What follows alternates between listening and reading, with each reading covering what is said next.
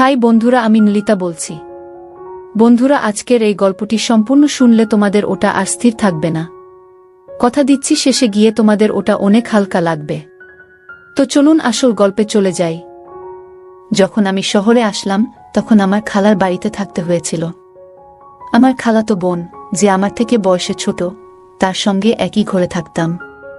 প্রতিদিন যখন কাজ থেকে ক্লান্ত হয়ে এসে আমি আমার বিছানায় শুয়ে পড়তাম আর সে আমার পাশে ঘুমাতো। সেই রাতে বাড়ি ফিরতে একটু দেরি হয়ে গিয়েছিল। বাড়িতে ঢুকে বিছানায় গিয়ে শুয়ে পড়লাম, চোখ বন্ধ করে বিশ্রাম নিচ্ছিলাম। কিছুক্ষণ পর সে এসে আমার পাশে বসল, নিঃশব্দে মাথায় হাত বুলিয়ে দিল। তারপর ধীরে ধীরে আমার পায়ের কাছে বসে শান্তভাবে পা ম্যাসাজ করতে লাগল। সে আমাকে বলল, যতক্ষণ না তুমি পুরোপুরি আরাম পাচ্ছ আমি তোমার পাশে আছি। এই বলে সে আমার পা ম্যাসাজ করতে থাকল। তারপর সেদিন সকালে পূজা আর আমি দুজনেই বাড়িতে ছিলাম। পূজা হেসে আমার দিকে এগিয়ে এসে বলল, ভাইয়া, যদি কিছু প্রয়োজন হয় তবে নির্দ্বিধায় জানাতে পারো। সে আমার সামনে এসে দাঁড়ালো এবং আন্তরিকভাবে হাত বাড়িয়ে দিল।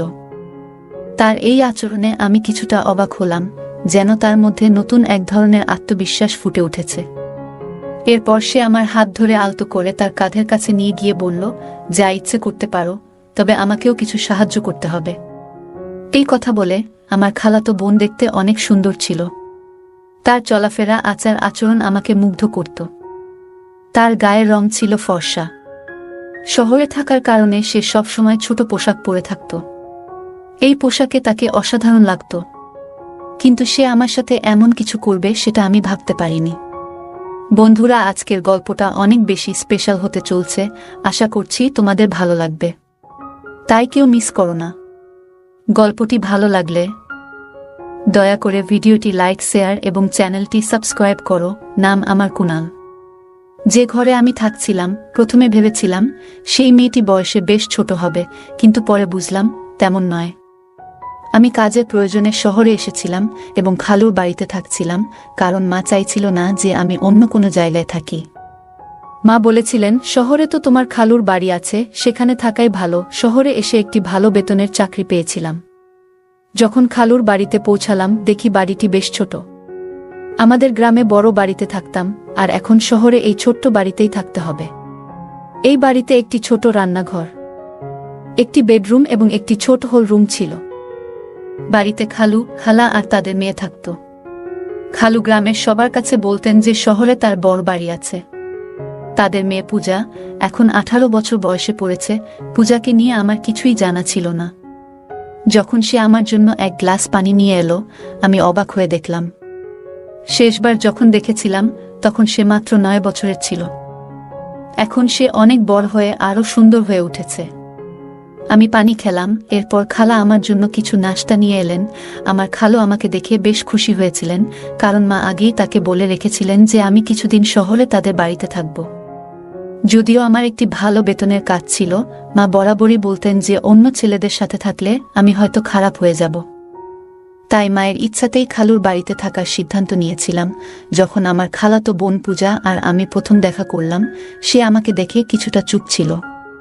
খালু খালার বাড়িতে একটা ছোট ঘর ছিল পূজার জন্য, আর খালু খালা নিজেরা হল ঘরেই ঘুমাতেন। আমি খালুকে বলেছিলাম, মাঝে মাঝে আমার কাজ করতে করতে দেরি হয়ে যায়, তাই একটু আলাদা ঘরের দরকার। খালু বললেন আমি যেন পূজার ঘরেই থাকি।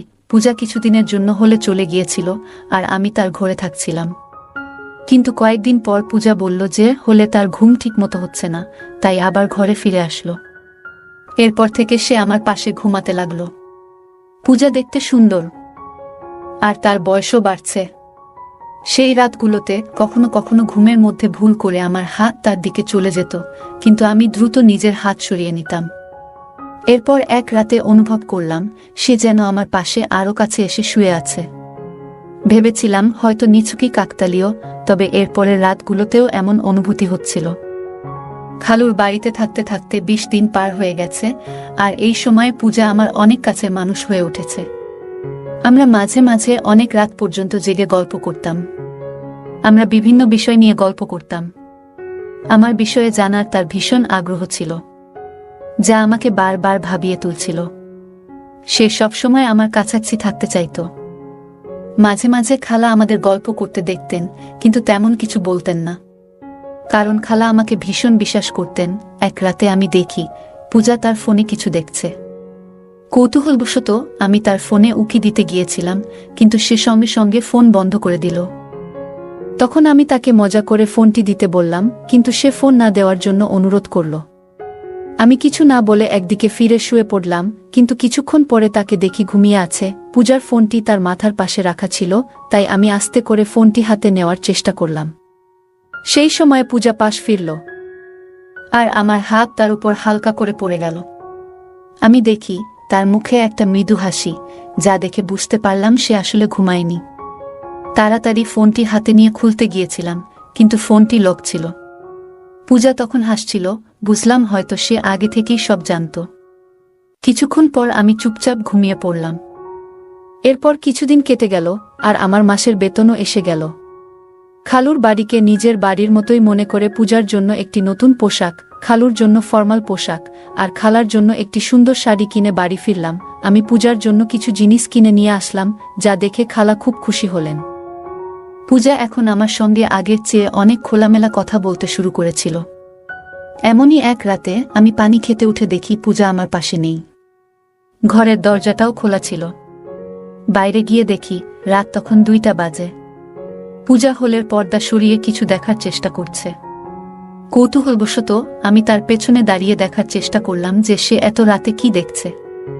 পূজার পাশেই দাঁড়ালাম, আর সামনের দৃশ্য দেখে তাকে আলতো করে পাশ ফিরিয়ে নিয়ে গিয়ে হাত ধরে ঘরে নিয়ে এলাম। আমি বললাম, পূজা, এটা ঠিক নয়। রাতে মা বাবার ব্যক্তিগত সময়ে উকি মারা মোটেই সঠিক নয়। পূজাকে এইভাবে দেখায় আমার একটু বিরক্ত লাগলো, আর সে দ্রুত ক্ষমা চেয়ে বলল, ভাইয়া, দয়া করে এই বিষয়টি নিয়ে কাউকে বলো না। আমি আর কখনো এমন কিছু করব না। আমি কিছু বুঝতে পারিনি। আসলেই পূজার ভুলটা হয়তো খুব বেশি ছিল না। খালু খালার মেয়েটা বড় হয়ে উঠেছে, আর তাদের এখন কিছুটা ব্যক্তিগত পরিসর দরকার। পরের দিন আমি খালুকে বললাম, খালু, এখন সময় এসেছে আপনি একটা বড় বাড়ি কেনার কথা ভাবেন। আমি খালুকে বললাম, এখন আমাদের পূজা বড় হচ্ছে, ওর নিজের একটা আলাদা ঘর দরকার, আর আপনাদেরও। বড় বাড়ি হলে সবার জন্য ভালো হবে। খালু বললেন, 3 জন মানুষের জন্য বড় বাড়ির দরকার নেই। তুমি এসে চতুর্থ হয়েছ, কিন্তু আমাদের এখনো কোনো অসুবিধা হচ্ছে না। তাহলে বড় বাড়ির প্রয়োজন কেন? খালুর এ উত্তর শুনে আমার মুখটা একটু মলিন হয়ে গেল। ঠিক তখনই আমার ফোন বাজল। ফোনে মা ছিলেন। মা বললেন, আমি তোমাকে একটি মেয়ের ছবি পাঠিয়েছি, দেখো তো তোমার কেমন লাগে। আমি মাকে জানালাম, মেয়েটি দেখতে বেশ ভালো লেগেছে। মা এতে খুশি হয়ে জানালেন 20 দিনের মধ্যে বিয়ের ব্যবস্থা করবেন। 20 দিন পর আমার বিয়ে হয়ে গেল। কিছুদিনের ছুটি কাটিয়ে আমি আবার কাজের জন্য শহরে ফিরছিলাম। তখন মা বললেন, তোমার স্ত্রীকে সঙ্গে নিয়ে যাও। এরপর আমি আমার বউ তানিয়াকে নিয়ে শহরে চলে এলাম। প্রথমে আমরা খালুর বাড়িতেই উঠলাম। পূজা তখন তার ঘর ছেড়ে বাবা মায়ের সঙ্গে হোলঘরে ঘুমাতো, আর আমাদের ঘরটি আমার আর তানিয়ার জন্য ছেড়ে দিল। তানিয়াকে নিয়ে শহরে আসার 3য় দিন পার হচ্ছিল। এরপর হঠাৎ এক রাতে কিছু অপ্রত্যাশিত ঘটনা ঘটল। আমি যখন আমার স্ত্রী তানিয়া পাশে ঘুমাচ্ছিলাম, হঠাৎ দেখি হল থেকে কেউ উকি দিচ্ছে। তাকে দেখে আমি দ্রুত তানিয়া পাশ থেকে উঠে বসলাম। আমাকে উঠতে দেখে সে চুপচাপ সরে গেল। তখন আমি ভাবতে লাগলাম, যদি তানিয়া এই শহরের পরিবেশে মানিয়ে নিতে পারে, তাহলে আগামী মাসেই আমরা আলাদা থাকার জন্য একটি ঘর খুঁজে নেব। কারণ আমি শহরে আসার পর থেকেই আমার খালাতো বোন আমাকে বিশেষ নজরে রেখেছিল। কিন্তু জানি না কেন, কিন্তু 5 দিনের মধ্যেই তানিয়া শহরটিকে অপছন্দ করতে শুরু করল। সে বলল, আমি এখানে বেশি দিন থাকতে পারবো না। গ্রামে থাকার অভ্যাস আছে আমার। এখানের পানি, এখানের বাতাস, কিছুই আমার ভালো লাগছে না। হঠাৎ করেই তানিয়ার শরীর খারাপ হতে লাগলো। অনেকদিন ধরে শহরের পানিতে আমার কোনো সমস্যা হয়নি, কিন্তু তানিয়ার শারীরিক অবস্থা খারাপ হতে শুরু করল। তাই সে গ্রামে ফিরে যেতে চাইল, আর আমি তার শারীরিক অবস্থার কথা ভেবে তাকে গ্রামে পাঠিয়ে দিলাম। এরপর আমি খালুর বাড়িতে একাই থাকতে শুরু করলাম। তানিয়ার প্রতি আমার যতটা ভালোবাসা থাকার কথা ছিল, ঠিক ততটা যেন অনুভব করছিলাম না। তার ছবি দেখে যেমন ভেবেছিলাম, বাস্তবে তেমনটা ছিল না। বিয়ের সময় তাকে দেখেছিলাম খুবই আকর্ষণীয়, কিন্তু বিয়ের পর মেকআপ ছাড়া দেখলে তাকে কিছুটা আলাদা লাগত। আমার স্বপ্নের মতো ছিল না। তবে সে অনেক ভালো এবং নির্ভরযোগ্য, তাই ওর সঙ্গে জীবন কাটানোর সিদ্ধান্ত নিলাম। তানিয়া গ্রামে চলে যাওয়ায় আমার জন্য পরিস্থিতি একটু স্বাভাবিক হয়ে গেল। আমি শহরে কাজ করছিলাম আর একা থাকার জন্য আলাদা খরচ করার প্রয়োজন মনে করিনি। মায়ের ইচ্ছাতেই খালুর বাড়িতে থেকে যেতেই মনে হলো ভালো। তানিয়া যাওয়ার পর 3 দিনের ছুটি নিয়ে বিশ্রাম নিলাম, কারণ কাজের চাপে বেশ ক্লান্ত হয়ে পড়েছিলাম। ছুটির দিন সকালে খালু তার কাজে বেরিয়ে গেলেন, আর খালাও প্রতিদিনের মতো তার অফিসে চলে গেলেন। সেদিন সকালে পূজা আর আমি দুজনেই বাড়িতে ছিলাম। নাস্তা করার পর আমি আমার ল্যাপটপ নিতে শোবার ঘরে যাচ্ছিলাম। ঘরের দরজায় কোনো কপাট ছিল না, তাই দরজা সবসময় একটু খোলা থাকত। সেদিন আমি খোলা দরজার ফাঁক দিয়ে দেখলাম পূজা নিজের পোশাক পরিবর্তন করছে। তার উজ্জ্বল গায়ের রং দেখে কিছুক্ষণের জন্য আমার দৃষ্টি আটকে গেল। তখন ভাবলাম, কোথায় আমার শ্যামলা তানিয়া বউ আর কোথায় এই পূজা? দুজনের মধ্যে যেন একেবারেই মিল নেই। এতদিন পূজা আমার আশেপাশেই ছিল, কিন্তু কখনো তাকে এভাবে দেখিনি। তার উজ্জ্বল গায়ের রং দেখে এক মুহূর্তের জন্য মনে হলো ভাগ্য যেন আমার সঙ্গে একটু খেলা করছে। তারপর তার কালো লম্বা চুলের দিকে তাকালাম, যা আমার মনে এক অদ্ভুত সাড়া জাগিয়ে তুলল।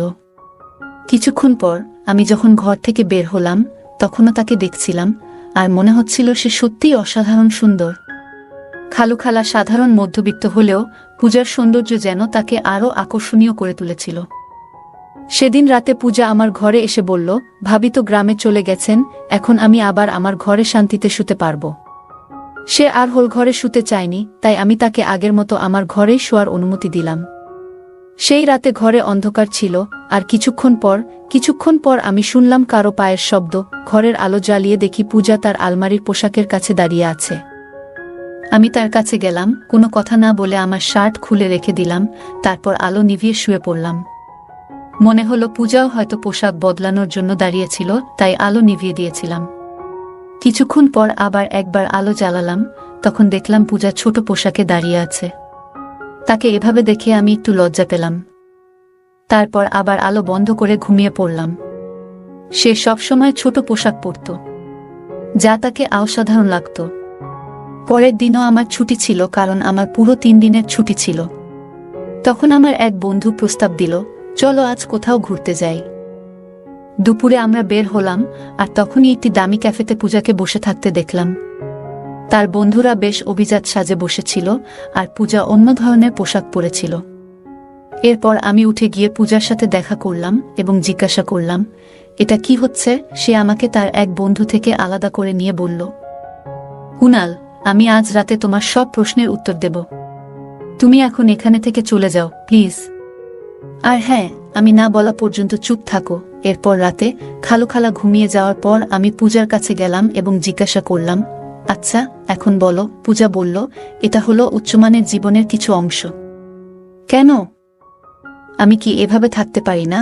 পূজা 18 বছরের একটি মেয়ে হলেও তার কথাবার্তা ও আচরণে এক ধরনের পরিবর্তন লক্ষ্য করলাম। কথা বলতে বলতে সে আমার আরও কাছে চলে আসে। আমার বিয়ের পর থেকে আমি অনুভব করেছি যে এক নারীর সঙ্গ কতটা বিশেষ, আর পূজাকে কাছে পেয়ে আমি যেন একটু বিভ্রান্ত হয়ে পড়লাম। তবে নিজেকে সামলে নিয়ে আমি তাকে কিছুটা দূরে সরিয়ে দিলাম। সেদিন রাতে আমি তাকে দূরে রেখেই শুয়ে পড়লাম এবং সকালে উঠার আগেই ঘর থেকে বেরিয়ে গেলাম। আমি বসার ঘরে বসে সকালে নাস্তা করছিলাম, তখন দেখলাম পূজা একটু অস্বাভাবিকভাবে হাঁটছে। বুঝতে পারছিলাম না কেন সে এমনভাবে হাঁটছে। মনে হলো হয়তো তার পায়ে কিছু হয়েছে। যখন খালা পূজাকে এভাবে হাঁটতে দেখলেন, তিনি জিজ্ঞাসা করলেন, পূজা, তুমি এমনভাবে হাঁটছো কেন?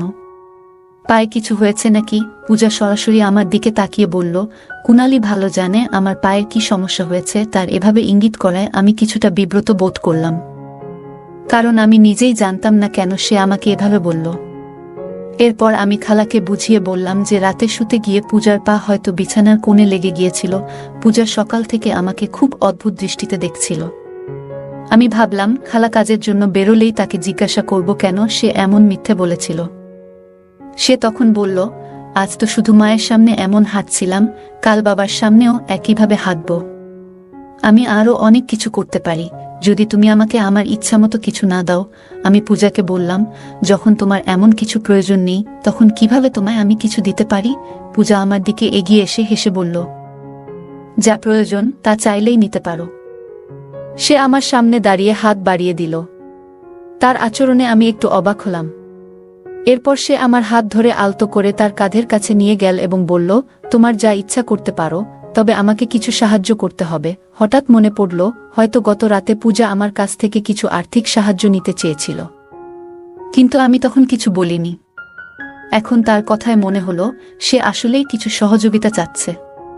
আমি শান্তভাবে বললাম, এভাবে চাওয়াটা ঠিক নয়, কিন্তু সে আমার কথা শুনতে আগ্রহী নয় বলে মনে হলো এবং পুনরায় আমার দিকে হাত বাড়ালো। পূজা বলল, এখন আমাদের মাঝে আর কেউ নেই, তুমি যা চাও নিতে পারো। সে কথা বলছিল, তখন হঠাৎ দরজায় খালা এসে হাজির।